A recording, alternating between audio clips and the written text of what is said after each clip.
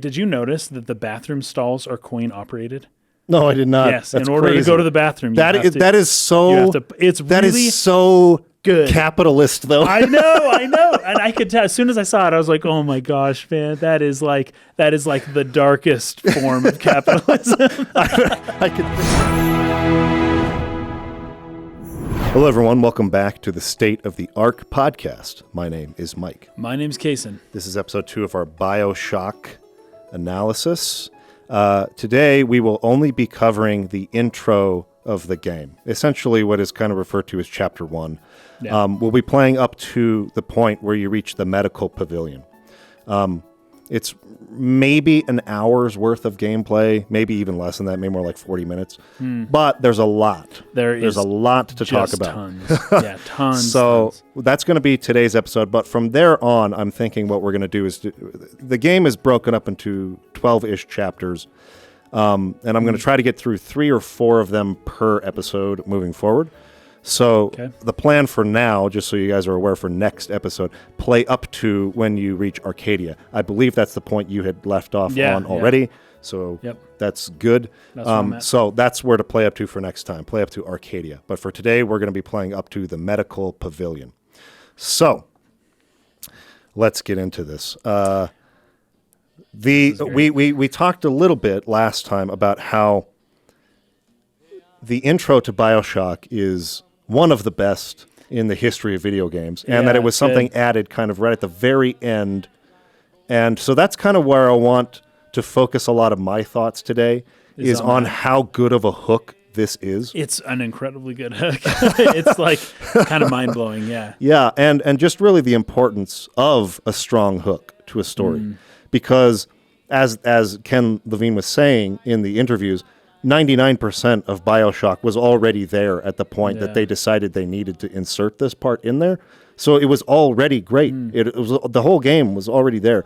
But it's the 1%. It's that last piece of the puzzle, the intro sequence, that is really the most important, because it doesn't matter how good the rest of it is if you don't immediately grab just by the collar your audience and yank them into your world where they can't ignore what's happening. They have to know what's going to happen next.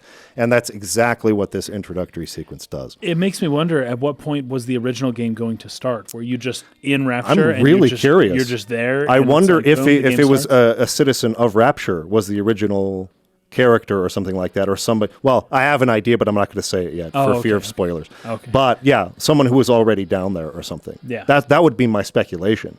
But yeah, doing it this way is 100 times more interesting than any way I can think of introducing the game when you're already in the place.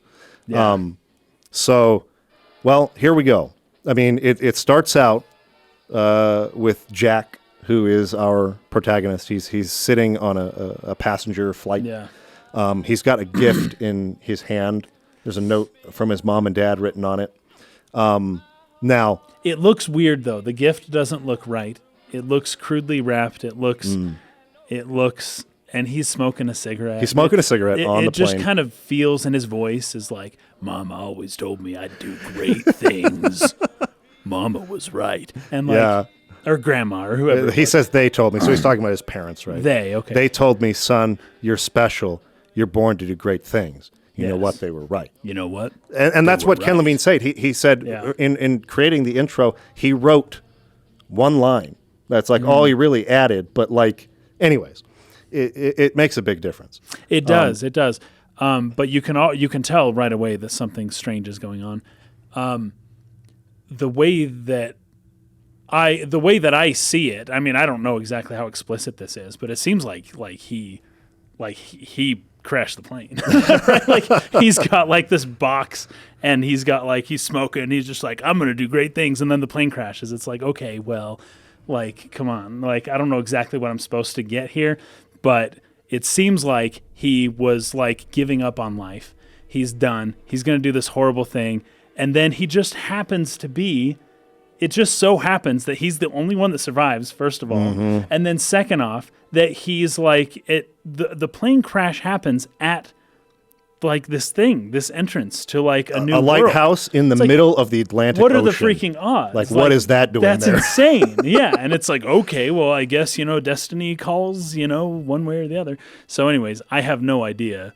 Well, that's part of the mystery that makes it so compelling. Yeah, it's like crazy. There's no way that's an accident, that this Right. lighthouse is in the middle of the Atlantic Ocean, first of all. Second of all, that I crash landed right next to it. Right there. Yes, exactly. So clearly there's something else going on here. How does right? this game work without that intrigue? Sure. Like, how did they... And I don't know what they had beforehand, but it's like, that is so intriguing. It's it's almost impossible for me to accept that this was an afterthought. Sure. Of sorts. Yeah. It's really hard for me. But one of the cool things is that this airplane has a wing on it, right? Like the wing has a bird wing on it. That's an angel wing. I'll put it that way. So we have a fallen angel. Well, that happens. This is the fall little of an sister, angel. right? She says later he looks like an angel, He right? looks like an angel. I didn't notice that there was an angel wing on the plane, though. Yes, the plane has on the tail of it, I believe. There's like a logo, but nice. it's like, like the Detroit Red Wings. Yeah. It's like that kind of a wing, you know? Sure. But it's got a wing on it, which is like, so you get the imagery of fiery angel wings thing crashing down into Earth. So a fallen angel, generally speaking, that's what I am to understand from this sequence. That's at the beginning. really, really interesting. Yeah, because you see the plane come down in the water. You see like the Yes. whole of the plane, and that's when you can see. Right. where Where the you wing see is, the symbol the you're angel talking wing. about Yes, on yeah. it. Yeah, okay. Yeah, I didn't even see that. That's so cool. Yeah, it's super cool. So I want to do this real quick, just to let people in the know that I know what you're thinking of without spoiling anything. Did you take a note on the note itself that's written, that's on the gift, on the present that he's holding in his hand? Any notes on that or what was written on that? No, actually, no. Okay. No. I'm not going to repeat it, and I don't encourage anybody to go back and look at it or to speculate on what it is. I'm just saying to those who know, I know what's on that card, and I will talk about it later. I may have subconsciously intuited something, but I didn't take a note, and I couldn't tell you what it said. So yeah, I will bring that up later, just for now to avoid being too on the nose or spoiling anything. Okay. So we also then see, when the plane crashes, we see a large tower with a statue of a man with wings holding a light up high. Mm-hmm. So with the wind and the plane and the descent into a lake of fire, we see an ascendant figure coming out of the midst of it with the promise of a heavenly light, right? Yeah. So generally speaking, a lighthouse signifies safety, hope, and security, right? Why did the plane crash right there? Like, I remember I had seen this intro a long time ago, and for whatever reason, I didn't get that this time. But when I first saw it, and I wasn't paying attention because I wasn't the one playing, I thought that the statue caused the plane crash. That's like, this plane's just flying along, and oh my gosh, there's a statue in the middle of the Atlantic Ocean. What? And it clips the wing of the plane, and the plane crashes. Well, I guess it would have to be flying at really low altitude. It would be pretty dang low. Yeah. But for whatever reason, because I couldn't make any other sense of the fact that the plane crashed here. Yeah. And that this thing is here after the crash. It just didn't make any sense. Right. Now I see that, like, okay, maybe something else is going right? on. Yeah. But anyways, what do we have? The fate may play a part in all of this. So the fallen one, which I guess would be us, sees the promise of an ascent or a reascent, right? Back up. The fallen angel can make his ascent. Ascent, yeah. And so we make our way in that direction. The play on fate reminds me of, do you know the story of Adolf Hitler in World War I, where he was positioned in a bunker and there was like 20 people in his little platoon. Oh, I haven't heard this. No. He walked out to go take care of a small, I can't remember what it was, to do a very menial task. He left the bunker. While he was gone, the bunker got bombed and everyone died. No way, dude. So Adolf Hitler comes back and sees that this whole horrific scene and everyone there, and that he would have died too had he not left, a minute or two, like sooner or later, something like that. And so with that comes a survivor complex of feeling important and special, right? So people can go two ways with that. Mm-hmm. You can go one way where it's like, oh my gosh, like like you can get depressed and like, oh my gosh, what You is almost feel life? I guilt can't believe about this it, happened. Yeah, yeah. you feel guilty that you survived. You can go the other way though, which is like, whoa, I'm important. I'm important. Fate must have a very special role, and that's the way that Hitler went, right? Was Right. that I'm important. I might actually be immortal, and I can do things other people can't do, and I'm special. And Hitler, or that fate smiles on me, and all that stuff. So, anyways, like he's destined to do great things. But immediately inside of the building, this is great. We see a denial of God and a denial of fate, and only an acceptance of the existence of the human being, right? That's the raw at its core, that it's like the only thing that we know of that's true potential of existence is the human itself, right? So it's like there are no kings, there is no God, you're in charge of your own life. So that's a denial of fate. It's a denial of God. This banner There it is. is what you There it is. see right Only behind man. us. Yep. And so the idea being that like it's a denial of fate. It's a denial of the most obvious thing that just happened, right? right. It's like we just crashed a plane in the middle of nowhere, and there's this thing, and we have never been here. We don't know what's going on, and like that is clear fate, right? Yeah. And then the banner is like, "Screw you! There's no such thing as fate." Right, you willed this. You using your human power willed this into being. Right. Yeah. So I think that's just fascinating. So in humanity, in just being a human, lies ultimate meaning. I just want to. I think we're kind of finding a funny trend here, where specifically for a game I've played before that you haven't. Yeah. You get real like invested in Early the intros of the games, right? And I don't know what's happening. And I'm holding off for fear of spoilers. Geez, but I sorry. do I'm want sorry. to insert right here that what you are saying is so it is so spot on. Oh, good. As I was to like, like is it wrong? where the story is going. This idea of the philosophy of willing and the Nietzschean kind of that thing, right? an examination of fate or your own will is like a really key thing to keep in mind. I'm just saying that so that people don't think that I'm just sitting on the sidelines, but because I love it. I mean, I love that we do this, and I think that the audience has expressed a lot, loving seeing you making predictions and things like that, because so often, because of the archetypes and things like that you've studied, you're basically able, and this is why film analysis, story analysis is really valuable, because you kind of start to see the archetypes and what they mean and why they're repeated as often as they are in stories. And it's not just, oh, I've seen that before. I'm so tired of seeing this. Yeah. There's a reason that certain stories grab people. And anyways, the point I'm trying to make is you're really on the right path with what you're saying here. Okay, good. So, thus we see that the angel atop the tower is not ascending. He is not going to heaven. He is bringing heaven down to man, right? Man is reaching up and pulling the light downward. And so as we enter and this may have something to do with the pulling angels down too, something like that, right? Like pulling the principalities of heaven down to be mingled and used by man to their own ends, right? So the angel is not going to heaven. Man is reaching up and pulling it down. So as we enter the elevator shaft, we go down into the depths of the water. The statues are probably meant to be like Atlas, who does not ascend. He can't be like the other gods. Atlas can't go chill on Mount Olympus. Right? He has to sit up and there's a little bit of a misconception about Atlas. The idea of Atlas holding the world, right? That's a famous statue, and it's correct-ish in a way. Not in the literal sense, but, right? Yeah. But technically, like the Greeks believed that Atlas held up the sky, not the world, right? Yeah, right.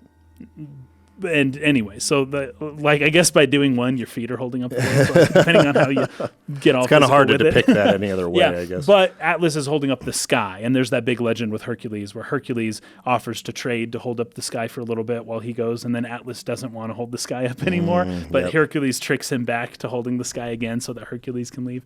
But yeah, Atlas isn't necessarily holding the world; he's holding up the sky from like crushing people. Right. So I see. So Atlas holds aloft the sky, keeping a firmament in between the earth and the heavens. So although I see a lot of signs of ascent, although I do see a lot of signs of ascend. Yeah. So let us ascend. Rapture, the word rapture. It's all about going to heaven and leaving earth behind, right? Right. So The perhaps, biblical, reference. the idea, and I believe it's in the book of Revelation.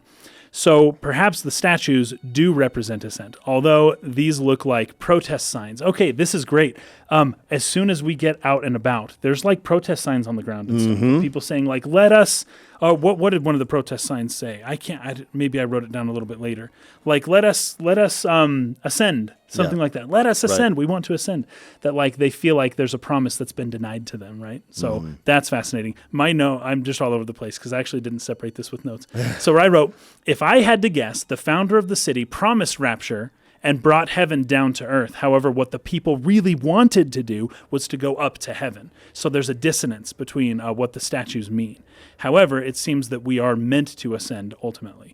We were taken to the bottom of the city, but from there we keep going up and up and up, more or less like towards the surface. Right. I don't know if that's like exactly correct or not. That's my first note, by the way. The first note of the game. Everything I just said is my first single note of the game. All my other notes are much less scatterbrained, I promise.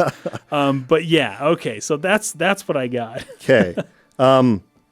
What I guess before we start getting into talking about some of the dialogue, because I just kind of have the script pulled up, and I want to go kind of line by line on a lot of the things we get in this introductory chapter, but I also wanted to comment on just the masterful tone setting that is done here, like and the pacing colors too. And the contrast. Yeah, well, tone in colors, but like tone is in like how it feels to be story and the getting dragged down into this crazy situation. You and see like the whales pacing swimming, of it. and it's really cool. Yeah, like there is such a unique aesthetic, which we talked about last time, to the world of Rapture anyways, specifically in the first-person shooter genre, right? Where most first-person shooters, if they're not sci-fi military, they're contemporary military, Call of Duty, World War II, Battlefield, maybe. that sort of thing, right?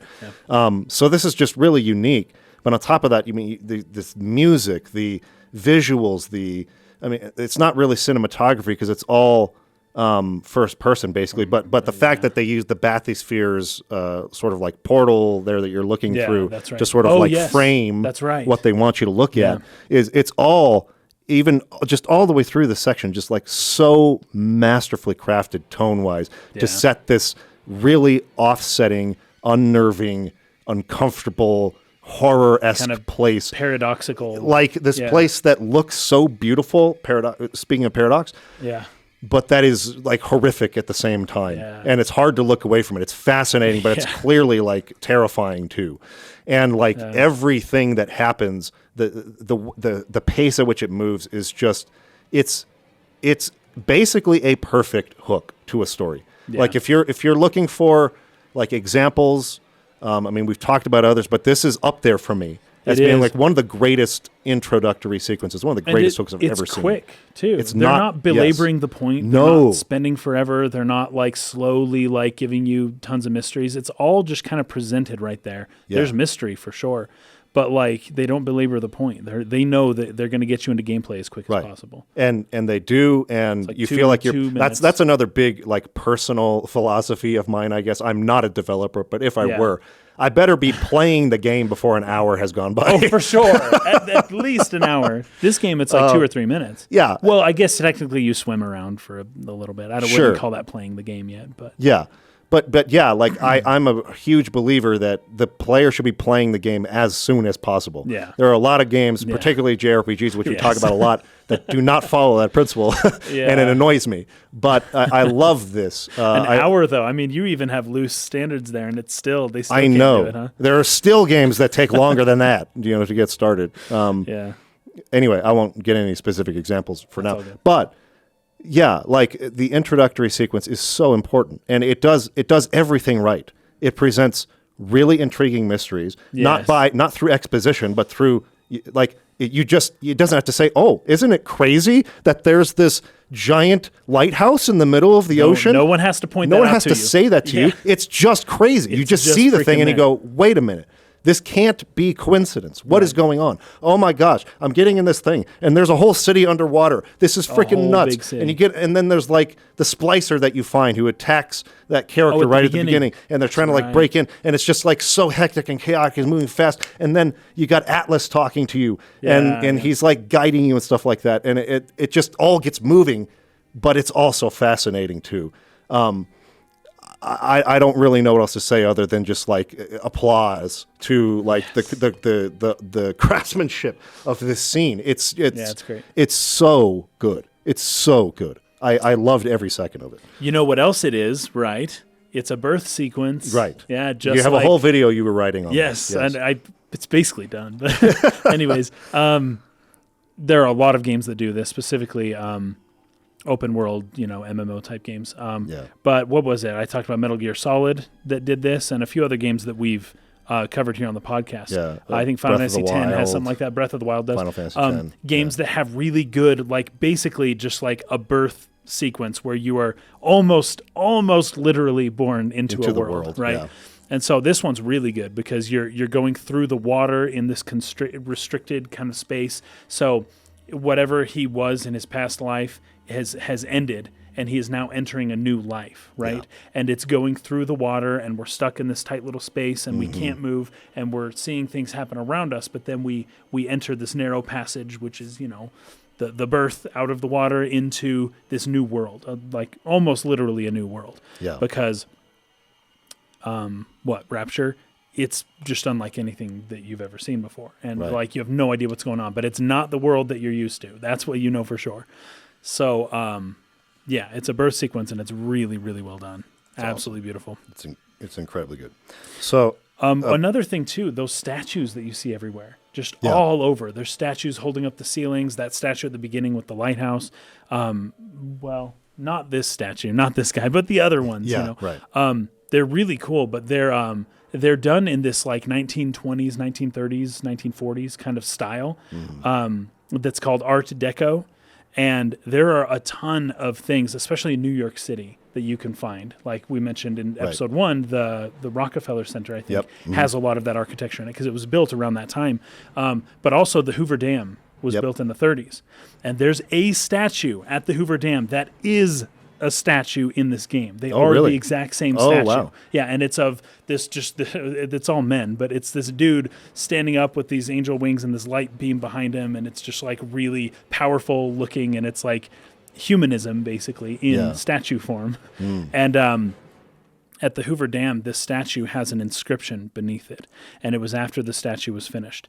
But it says, "Man made the desert bloom." So this, once again, this is not God, not fate, not anything. We did this. Man, and this is hubris, right? This is man has the power to do whatever we want. We can make the desert bloom. We can make a city underwater. We can do whatever we want to because we're the gods, right? And this was kind of the big philosophy that was sweeping humanism just in general, that was sweeping through around 1920s, 30s, 40s in America. It's still big today, but this is kind of the idea of it. Chaos theory from Jurassic Park. Yeah, life finds a way. You can't resurrect dinosaurs. You can't play God. Well, you can. Well, what is his line in that? It's like God creates dinosaurs. God destroys dinosaurs. God creates man. Man destroys God. Man creates dinosaurs. And then women inherit the earth or whatever. Yeah, right. Dinosaur eats man. Okay, so yes, that's great. So, but it's just hubris. It's a great lesson in hubris. Everything that we're seeing, because you got a city underwater, and it's leaking.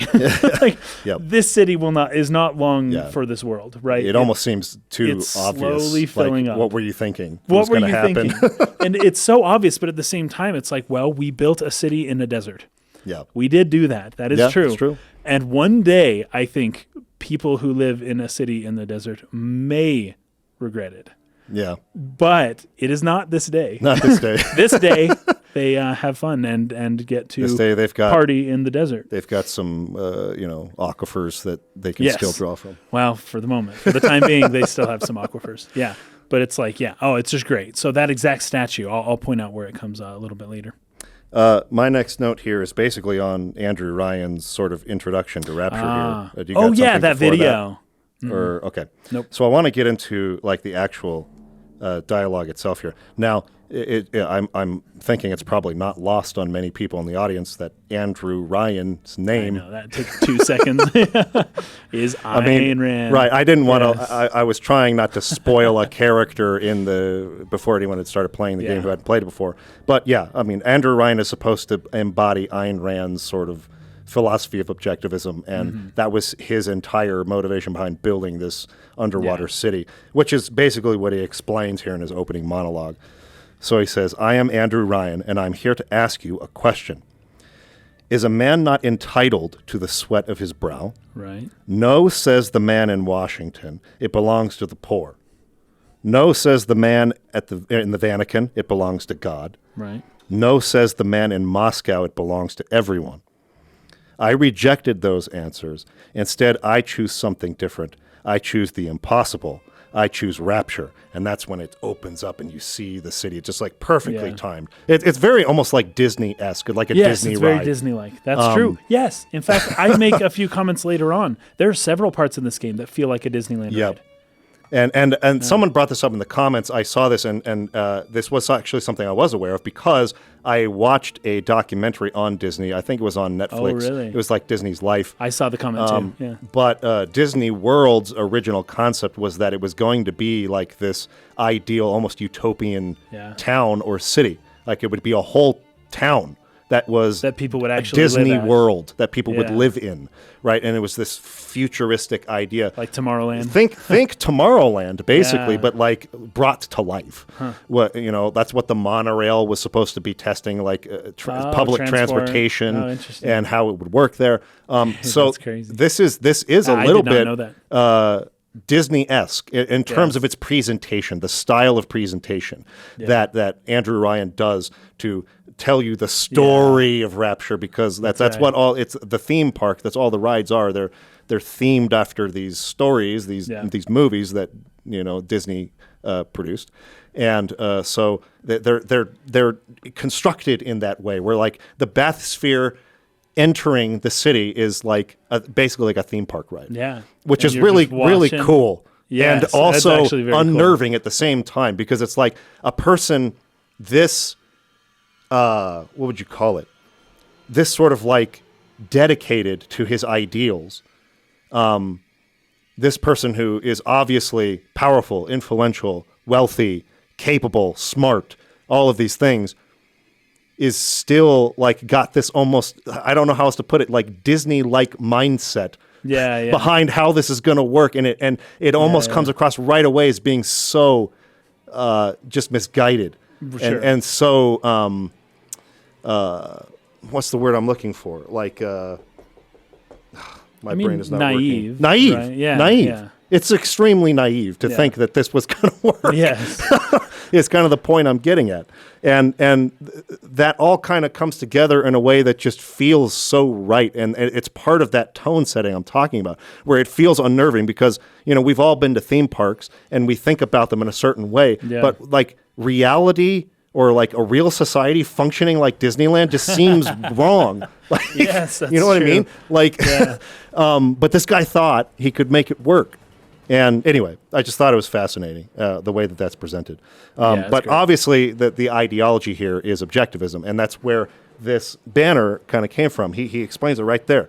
No gods, no kings. No gods, no kings, no country. That was actually from, I was thinking of that because we had just talked about Pan's Labyrinth. We just did an episode on that. That was right. That's right. But, yeah, none of those things. Only man. It's you, the sweat of your brow. It's like pure... pure like capitalist thinking, right? Yes. No regulation on any of that. It's you are rewarded, almost like a complete, like unrestricted meritocracy kind of a thing going on here, right? Yep. So you're kind of going through here. His monologue goes on.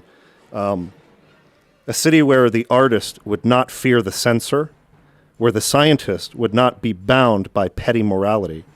There the great would not be constrained by the small, and with the sweat of your brow, Rapture can become your city as well. So science free of ethics. what could it accomplish? Sure. Yes. Great and terrible things. Great and terrible things. And that's exactly what we're looking at. A great and a terrible thing. Terrible thing, yeah. And it's so funny that in the midst of this Disney-esque presentation, this enormous hubris behind how this is being, the grandiose nature, the grandstanding almost upon with which he is doing this, you're hearing Atlas on the radio and Johnny, this guy who gets like torn apart by the splicer right away. Right. You're starting to hear the sounds of the chaos happening here. Yeah. The way that these two things are intertwined are just freaking brilliant, I'm telling you. Yeah. So Atlas says, but the lighthouse is all lit up like hellfire. Looks like some kind of plane crash. So they're here referencing someone's coming down, right? Like something's happening. Johnny says, we're in the middle of the Atlantic Ocean. How could it? And Atlas says, don't know. You best get over there and be quick about it. The splicers are coming. So then the bathysphere sort of comes into this port, right, where it locks into like a building there. Johnny says, you've got to be kidding. How do you know someone's even coming? And Atlas says, because we got a bathysphere on its way down. That means we've got company. Johnny says, okay, just one more minute. The sphere is coming up now. So this is when you're like pulling in. Yeah. And then Johnny obviously...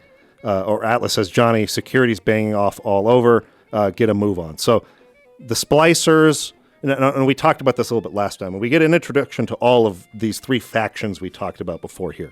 So the splicers are the harvester faction, which was part of the original gameplay concept of Bioshock.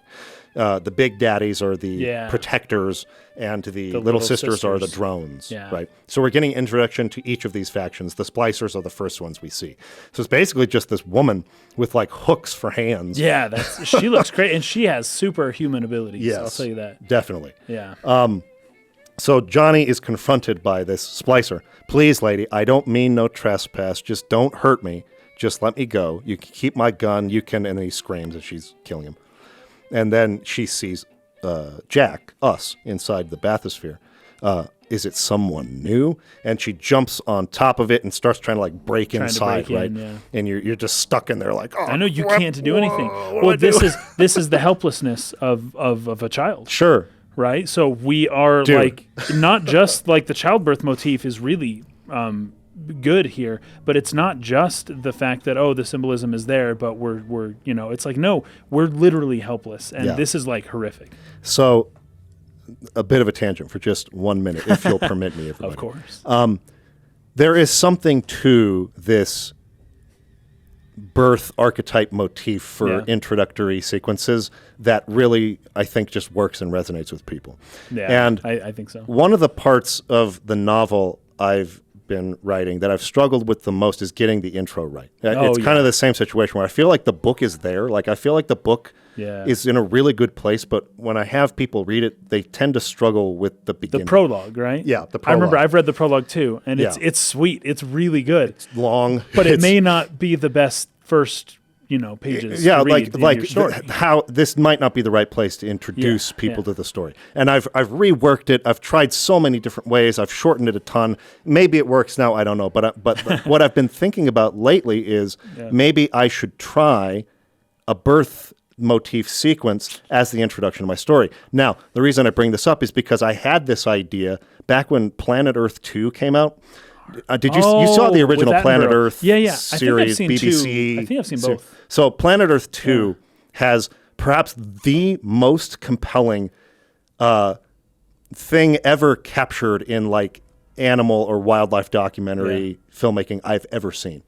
So they're on these like islands basically, and these aquatic lizards will live on the rocky sort of like shoreline, and they dive into the water. They eat the seaweed on the seafloor, but they go pretty far inland into the sand to lay their eggs, and then they abandon them. Yeah. So what happens is... Well, it's an evolutionary pressure thing. It's a mechanism to ensure that only the best make it out. Yeah, it's crazy. So essentially... What happens is these little lizards, come through the sand. The second they are born, there are just I don't even know what to call it. There are thousands of snakes waiting to eat them the second they are born. That's just from the moment they know life. they are running for their life. Yes.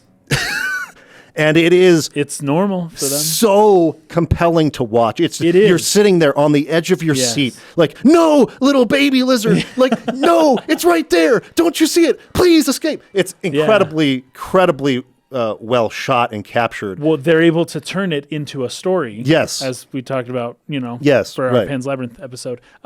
They're able to tell just a lizard being born and existing in the world. They're able to turn it into a story that we're on the edge of our seat watching. Right. It's just crazy. Right.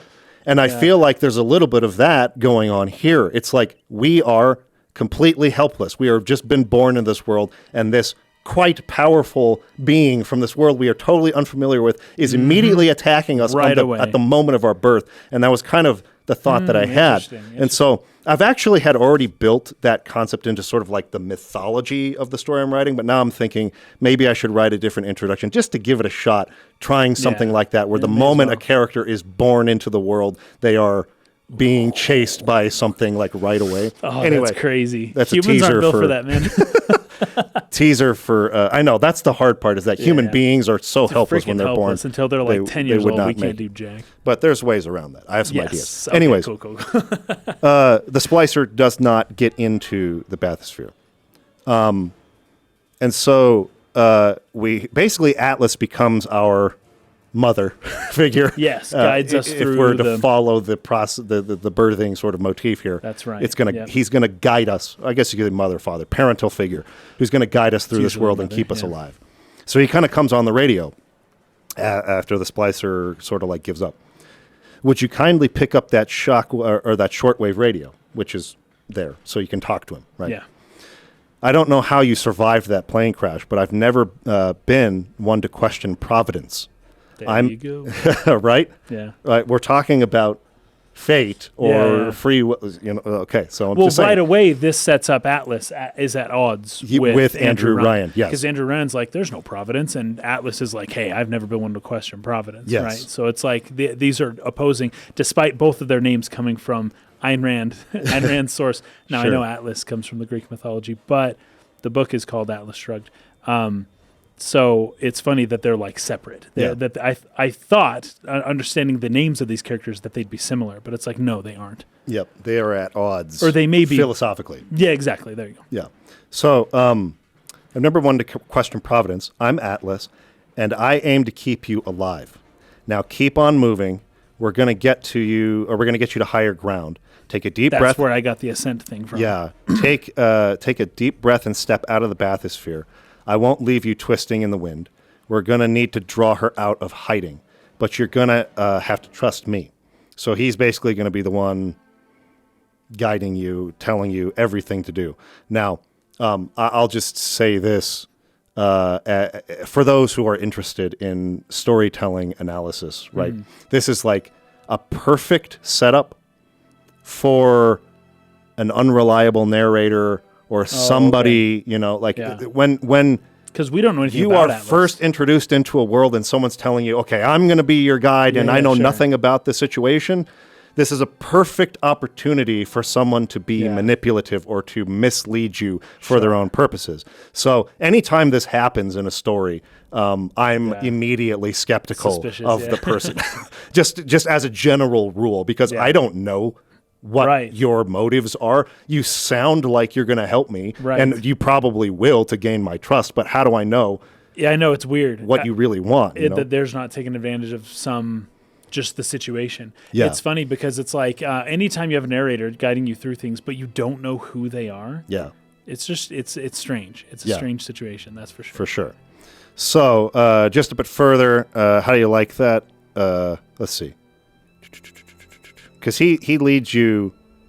Oh no, he controls that little like flying drone thing that shoots the splicer and scares it away. He's kind of like clearing the path for you, right? Right. But he's the one who guides you first of all to your first weapon. Now, would you kindly find a crowbar or something? Bloody splicer sealed, so you get that. It's like a little wrench that you hit people it's like with, a monkey right? wrench. Yeah. And then he guides you to the first plasmid, right? There's almost that like dispenser where you get the syringe, right? Yeah. And he asks you to He says, what does he say? I want to know the exact line here. Yeah, I didn't write down. Found your first weapon. He goes further, fighting with several splicers. He finds Gatherer's Garden and gets the first plasmid electrobolt. So the first plasmid is electrobolt. That's the first power that you get in the game, right? Yeah. And you stick it in. Yep. And Atlas says, steady now, your genetic code is being rewritten. Just hold on and everything will be fine. Everything's cool. Your genetic code's being rewritten. Just chill. Just wait. Now, this is possibly why the title Bioshock is what it there is, you go. right? Oh, I it's didn't even think of that. biologically, and then it's shock. You're shocking There you people. go. All right. Could be one of the reasons for the name. So he falls over. He sort of like falls unconscious. And as that happens, a big daddy essentially walks by. One of these guys, right? These dudes. Yep. That's sort of like the key art of the game. Really cool design, by the way. I freaking love the design of the big daddies. It's really terrifying, imposing sort of figure there. And a little sister come up. And, well, first of all, I think there's two splicers who are kind of like poking at you a little bit. And then when they hear the big daddy, they get scared and they run off, right? And so the little sister says, "Look, Mr. Bubbles, it's an angel." This is why I thought it was key that you kind of saw that symbol on the airplane, right? Little sister called us an angel, and then I say, "Okay, there we have it." Right? Yeah, right. You'll always seek for confirmation whenever you have a symbolic reading for things, and it may fit, it may not. Who knows? I'll always look for a confirmation that you're right, or that it may have been intentional by the artist, and this was that for me. Right. So it's an angel. I can see light coming from his belly. And she's got this, that's crazy thing she uses to extract Adam with, as we learn later. But it's like as big as her. It's like enormous. It's huge. Like enormous needle thing that she's holding, right? Yeah. Wait a minute. He's still breathing. It's all right. I know he'll be an angel soon. That's right. Yeah. Really interesting line there. I don't know if you made anything from that other than okay, she referred to us as an angel because we died. I still think there's more to it than just that, but it's fine. But the way she says it, I know he'll be an angel soon, is like, creepy. It's creepy. Dude. It's really creepy. So, but I do have some general stuff to say about this. Okay.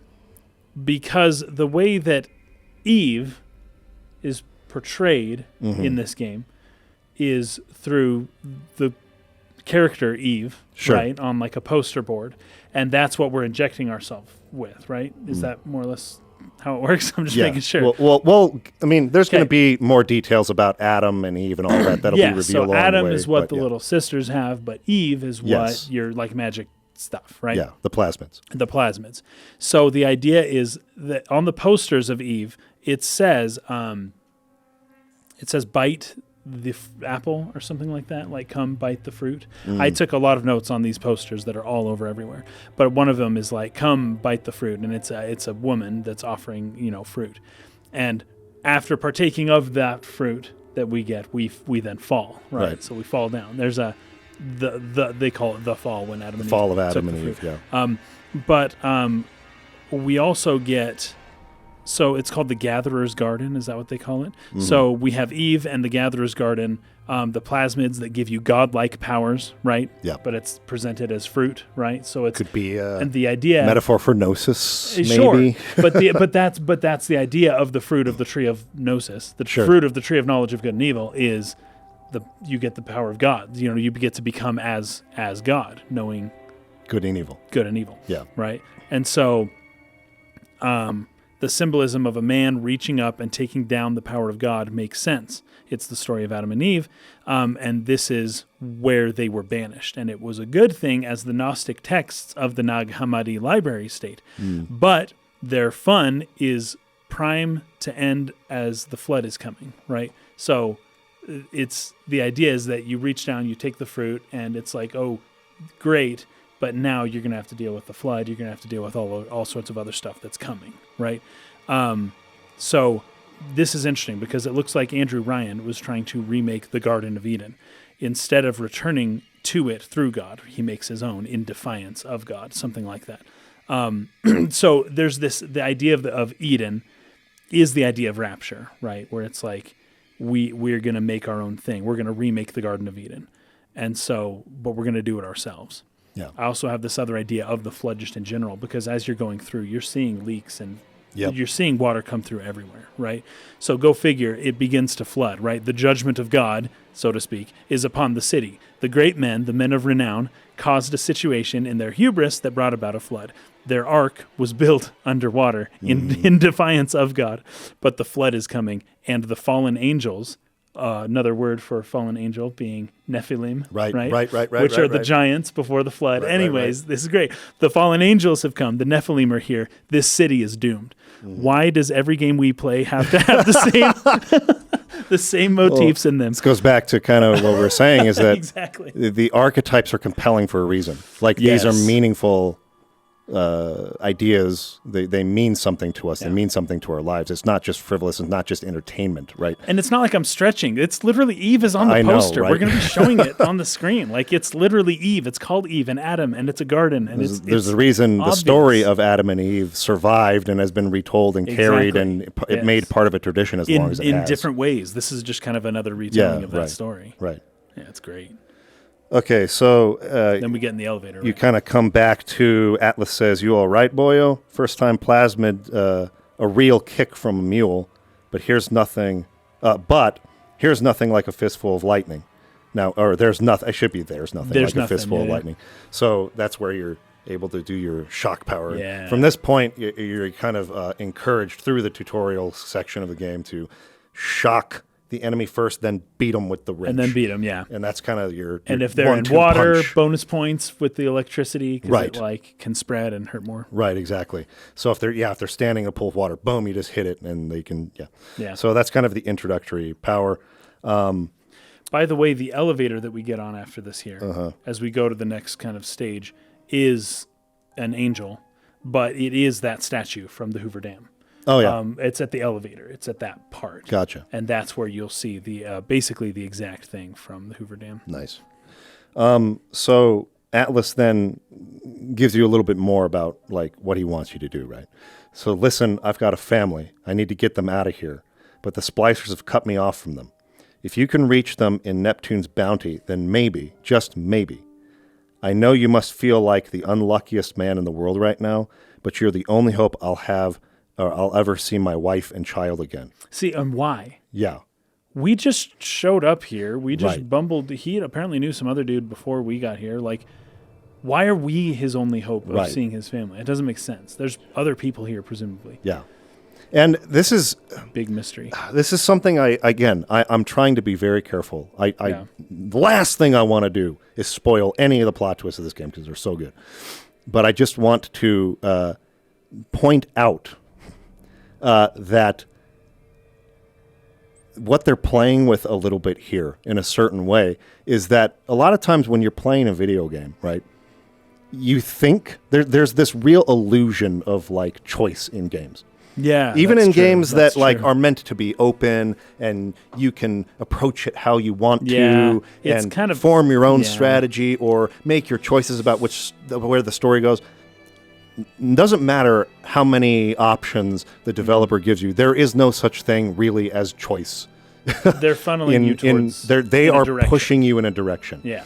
And a lot of times, particularly in games like this that are really strongly narratively driven and very linear, you kind of just do what the game tells you to do. What else are you going to do? You don't really think about it. It's just you're sitting down at the end of the day. Maybe you don't want to think that hard. You just want to enjoy a game, and that's also something that they're playing with here. That you're just being given instructions, and sometimes if you don't think about it, it really doesn't make sense what he's saying. But you just okay, you're my friend, you're helping me, and I'm just going to do it, right? We get to a point a little bit later with the little sister where that comes into play, I think. Totally. But that may not be this episode. Yeah, it's probably going to be the next episode. Yeah. But yeah, it's like, why? Why doesn't he think to question? No. Wait, why do you need me to do this? I just met you 5 minutes ago. Yeah. What if I wasn't here? What were you going to do? You'd think that we'd have a survivor complex from this plane crash that we just experienced. But it's like we're just kind of along for the ride. Like we have no feelings either way. It's like we should we should be feeling things. But And I that's think interesting. I That's think interesting. that there's a dual part of this. It's not just Jack. It's the fact that players are this way when they play video games. It's true. They just do what they're told most of the time. Yeah.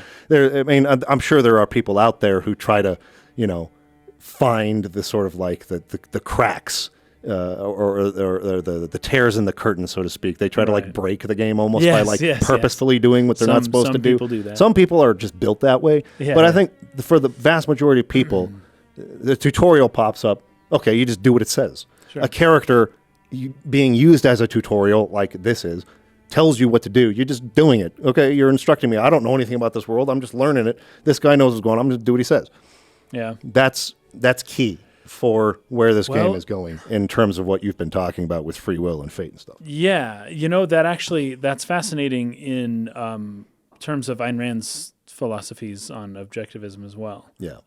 With the idea that like you're going to play a game, people aren't concerned with morality or with whether or not they're making the right choices, or they don't want ethical dilemmas in their games. Yes. Because it's like, I'm just playing the game. I'm just the act of playing a game in general is the greed or the selfishness that Ayn Rand talks about. It is the acting in your own personal self-interest, right? And so it's like, oh, I'm going to play the game just because I want to, and it doesn't matter what I do here, right? Yeah.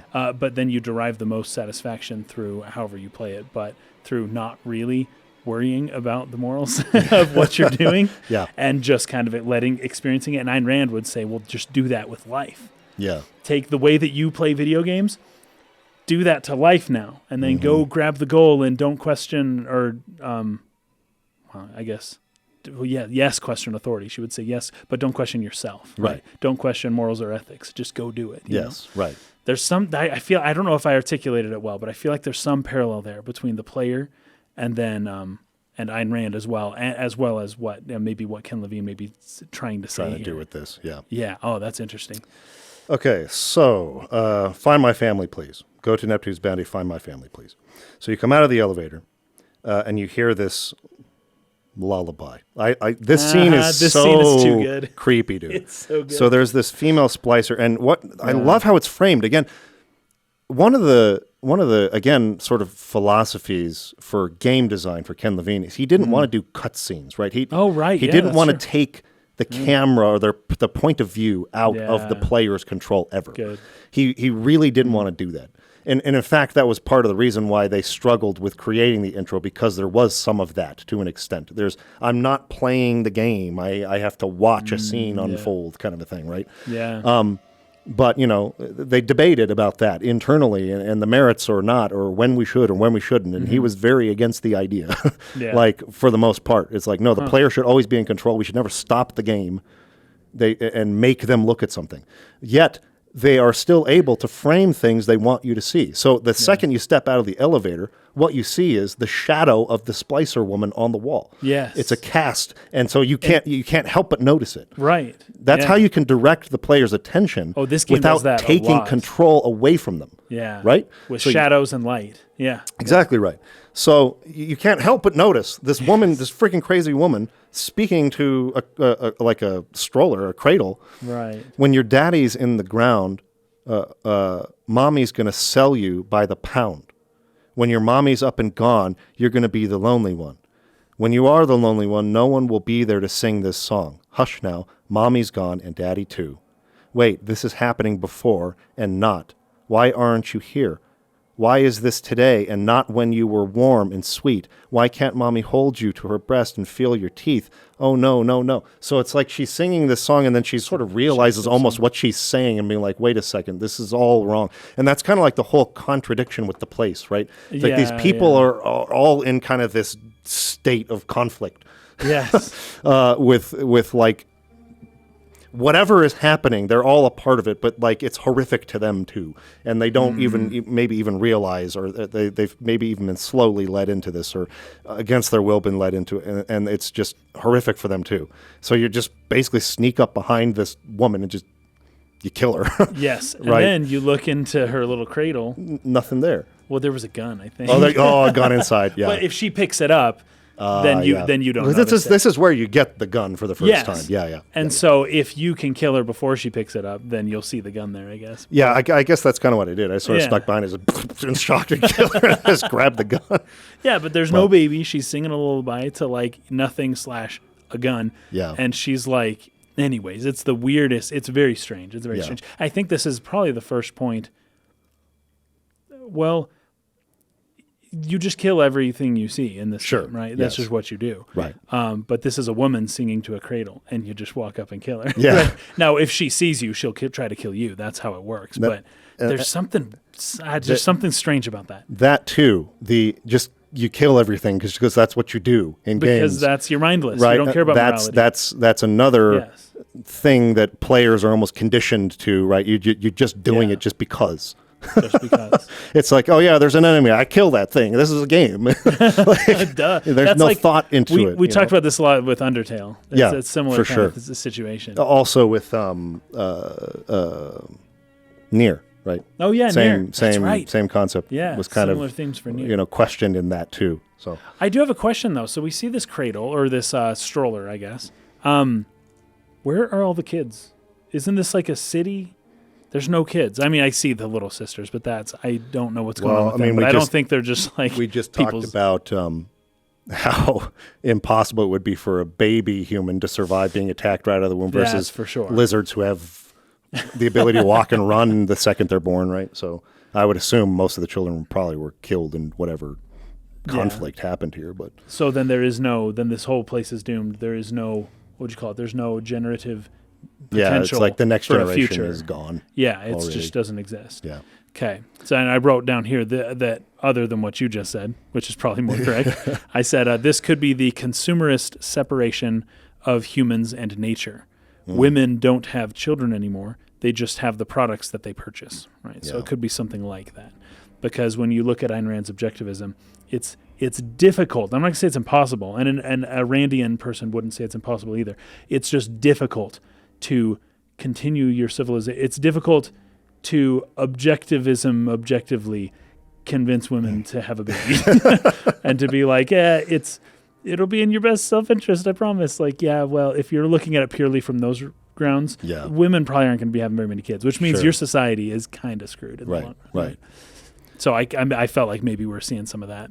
So I really like what Mix has written here. He says, conditioned is the right word. I think it draws attention to how dehumanizing it can be to follow orders and to kill whatever the game wants us to kill. Yes. Yeah.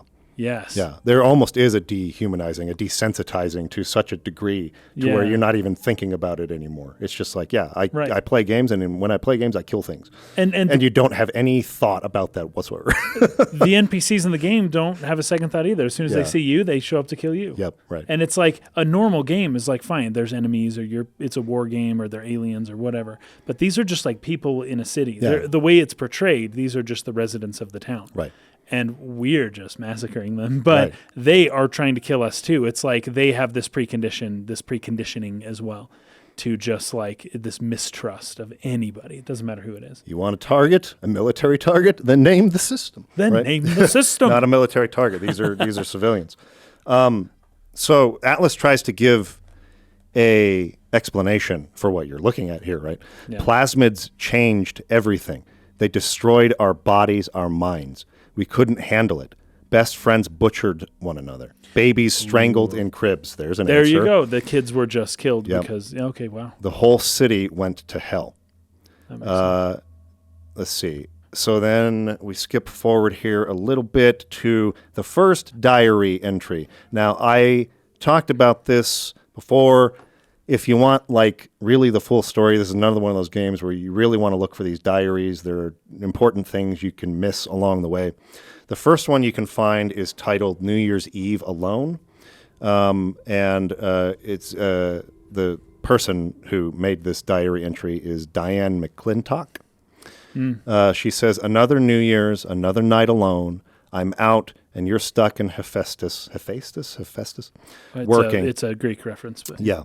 Imagine my surprise. I guess I'll have another drink. Here's a toast to Diane McClintock, silliest girl in Rapture, silly enough to fall in love with Andrew Ryan.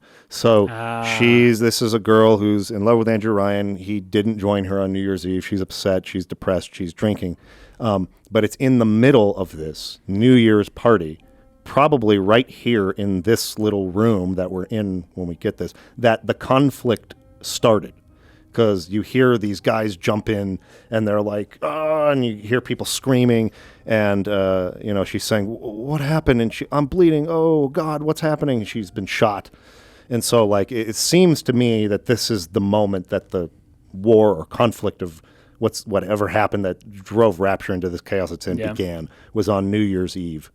And she was one of the people who were the first casualties. Well, that makes sense because it feels like it's 1959. Everything's decorated for the new year of 1959. Yes.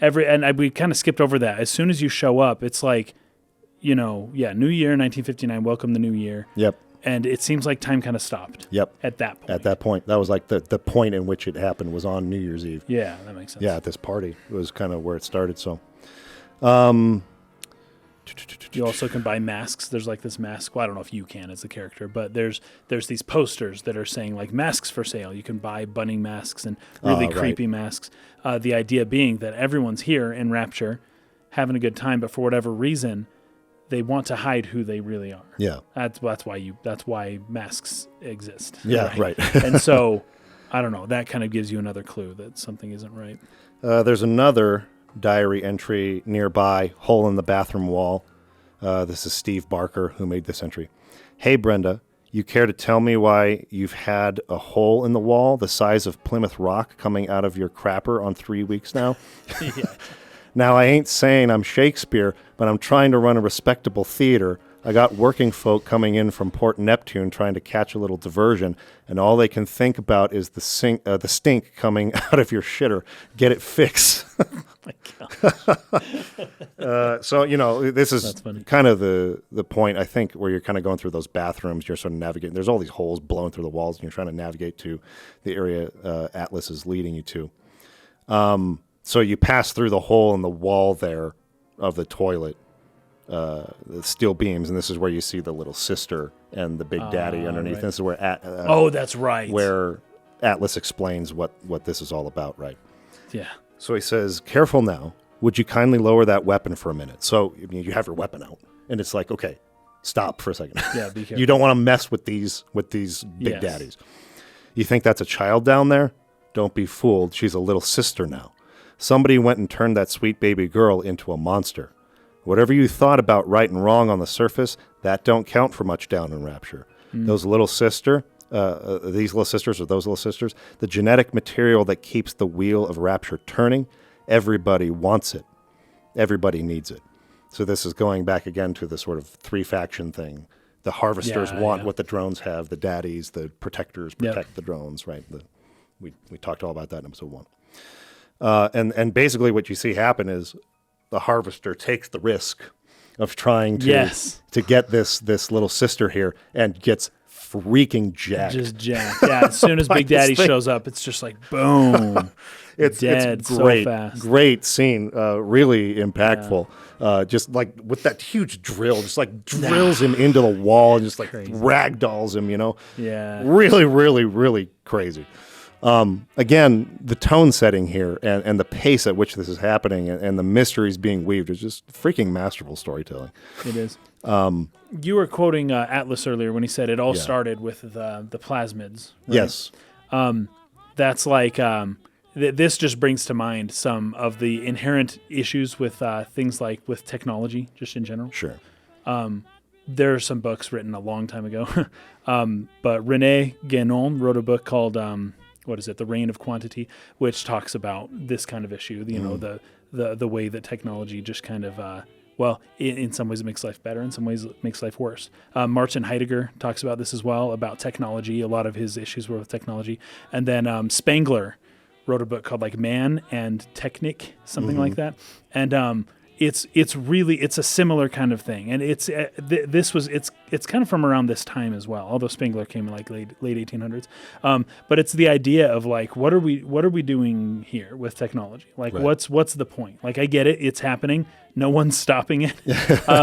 It's making things different. That's for sure. But what's the end goal here? Like what is happening? At some point, I think all three of them would say, at some point, this technology becomes the purpose. Yes. And humanity loses everything. Yep. Right. And I feel like that's kind of it. Like the tipping point in this civilization was the plasmids. As soon as it's like, oh, technology's great, life's better, boom, you hit a point where it's like, you just created a thing that no one can avoid. Everyone has to have it, because if they don't, they die. And like, but it just like destroys civilization. Anyways, You guys want to hear more about that idea? Read René Guénon, Martin Heidegger, and Spengler. And, it's fascinating. Anybody stuff. Who's giving warnings about AI might be. Currently, like Elon Musk or there's a few others, but yeah. Well, wasn't it? Stephen Hawking. No, I think Stephen Hawking was more about just warning about talking to aliens. But of course. He said it didn't. If we get contacted by an alien civilization, it'll be like when the Europeans contacted the Native Americans, and his note at that was it didn't end well with the Native Americans. Right. So it's like we probably should be careful with that too. But the point is, we won't be able to help ourselves. Sure. Yeah. We won't. So we all go down together. So Atlas says that's the big daddy. She gathers Adam. He keeps her safe. So Adam is the resource that everybody wants, right? That the harvesters are after. It's called Adam, and there's like an acronym for it, I think. Right. But, this is great. Did you notice that the bathroom stalls are coin operated? No, I did not. Yes, in order to go to the bathroom. That is so good. Capitalist, though. I know. And I could tell, as soon as I saw it, I was like, oh my gosh, man, that is like the darkest form of capitalism. I could think, well, in the real world, I would think of it as like bottled water. It's like, I think a lot of people, when this idea came about, were like, you can't bottle and sell water. Like, what are you talking about? That's crazy. But like, it's totally like this immensely lucrative freaking industry now. So. Especially if you claim it came from some spring in Maine or something like that. It's freaking water, man. Like, anyways, that's kind of so funny. What it feels like to me, right? I didn't see that though. That's unbelievable. Coin operated. I love bathroom that. stalls. I freaking love it. I do too, man. Those little touches just make this game. Yeah. So this is where you're going into that sort of hallway that connects to another building, the glass hallway, and the plane comes crashing through. Yeah. Love that. Because it's, again, like just like another reminder of kind of like how dangerous a place you're in. Like just the nature of it itself. You are in the ocean and you could drown like at any second, basically. So this plane just comes crashing through the window. You got to kind of like climb through and like out the other side and like get to the end before like it all fills up and floods. Really, really loved that visually. It's super cool. That was great. So Atlas gets pissed that Ryan is blocking us off from getting where we wanted to go, right? I think there was, if I remember correctly, there's like this elevator you call up and there's this like, almost like sentry with like a gun on it that starts shooting at you. And it's like the way he was telling you to go, it's like, Ryan is blocking us off. We're going to have to go some different way. And that's where he tells you to go to the medical pavilion. A bunch of guys attack you in that room. And he says, he shut off access to Neptune. There's another way to get there. Head to medical. What are you waiting for? Go. So there's a transitional chamber here when you're going into the medical pavilion. This is kind of where we'll leave off for today. But you get trapped inside of it. He says you're trapped, going to try to override the exit from here. So he's in some console somewhere, got control of different parts of the city. Who knows what's going on there? Yeah. But Andrew Ryan, there's a message that comes up. I think this is him live, not like a recording or something. He says, "So tell me, friend, which one of the bitches sent you, the KGB wolf or the CIA jackal?